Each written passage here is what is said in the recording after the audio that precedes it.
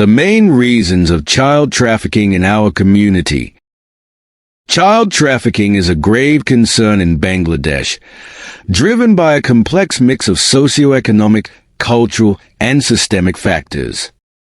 As one of the most densely populated and disaster-prone countries in the world, Bangladesh faces challenges such as extreme poverty, frequent natural calamities, and limited access to education, which increases the vulnerability of children.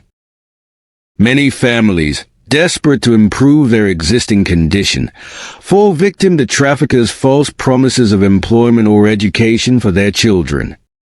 Cultural norms, gender biases, and the demand for cheap labor further exacerbate the situation.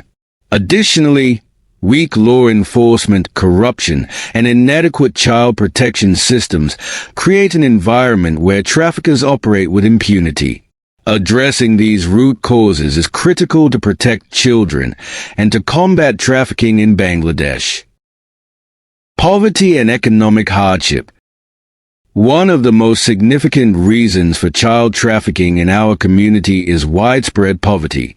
Families struggling to meet basic needs may fall prey to traffickers' promises of better opportunities for their children, such as education, employment, or a secure future.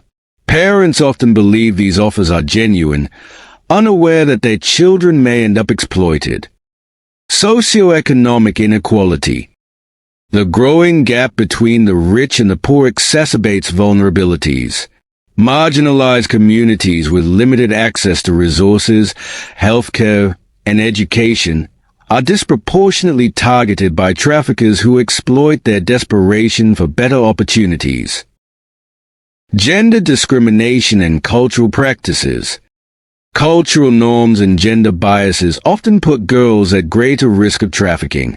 In some cases, girls are seen as financial burdens, leading families to believe that sending them away might improve their circumstances. Traffickers exploit these cultural practices by offering false promises of marriage or job opportunities. Breakdown of family structures. Family breakdowns due to divorce, domestic violence, or the death of a parent leave children unprotected and at risk. Traffickers often exploit these unstable family situations by offering children false assurances of care, shelter, or employment. Orphan or abandoned children. Children who are orphaned or abandoned due to family breakdowns, poverty, or natural disasters are especially vulnerable to trafficking. Without a reliable support system, these children are more likely to fall prey to traffickers who promise shelter, food, or a better future, only to exploit them. Natural disasters and displacement. In disaster-prone areas such as Shyamnagar, southwestern district Satara in Bangladesh, frequent natural calamities such as cyclones and floods force families to leave their homes, disrupting livelihoods and social structures.